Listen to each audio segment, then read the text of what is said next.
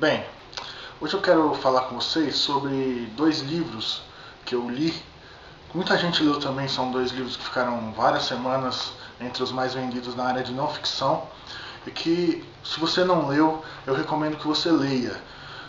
O primeiro deles é O Guia Politicamente Incorreto da História do Brasil, escrito pelo Leandro Narlock, que é o diretor da Super Interessante, ex-jornalista da revista Veja.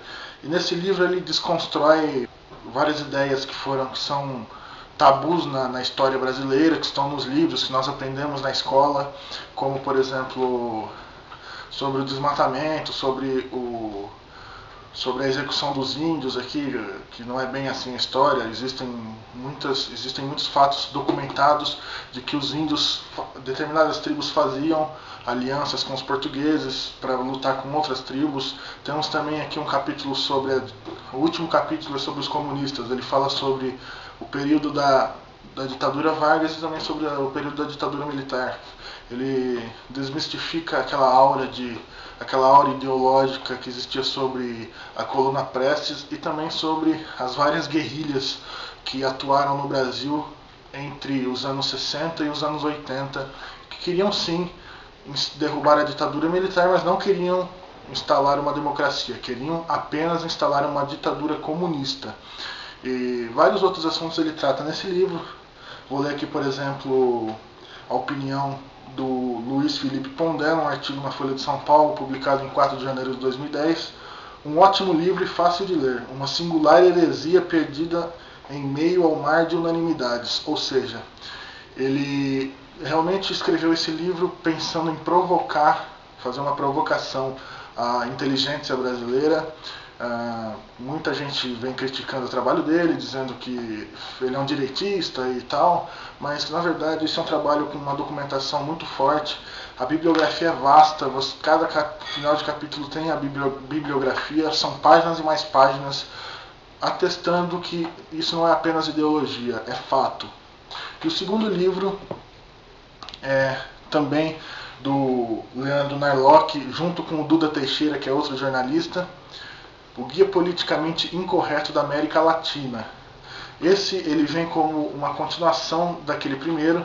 Ele retrata fatos também obscuros da história latino-americana que viraram unanimidade histórica com o decorrer dos anos.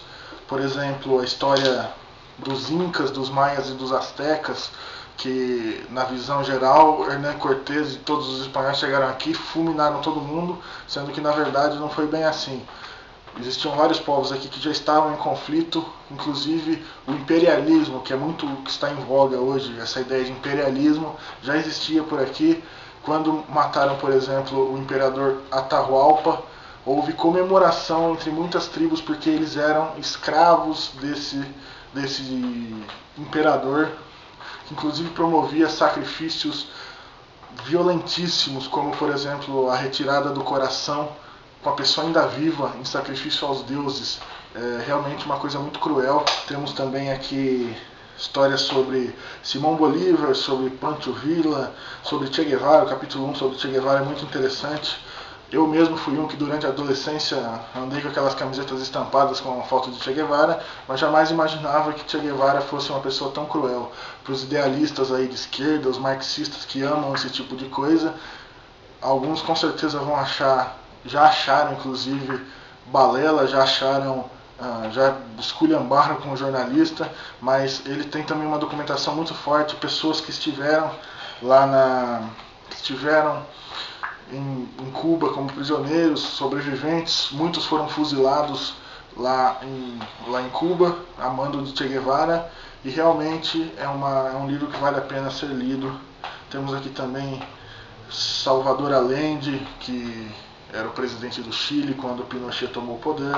Temos aqui Perón e Evita, que também são dois ícones da Argentina. Todos eles têm histórias obscuras. Os dois livros não pretendem fazer um revisionismo, ele deixa isso bem claro. Os dois livros pretendem tirar aquele verniz ideológico que existe na história e mostrar que a história não é feita simplesmente por preto e branco no sentido de mocinho, bandido e mocinho. É tudo muito acinzentado, todo mundo tem aspectos positivos e aspectos negativos, e não é o que fica claro na história oficial que é contada na escola, que nós aprendemos desde cedo, que é uma história mentirosa. Agradeço a audiência de vocês, favoritem o vídeo, compartilhem. Se você já leu o livro, deixa aí sua opinião embaixo, o que você achou. Se você não leu, eu recomendo que você leia esses 2 livros e deixe a sua opinião também. Também siga-nos no Facebook, curta a nossa página no Facebook, facebook.com/liberdadeconscia. Eu deixo o link aí para vocês depois. Valeu!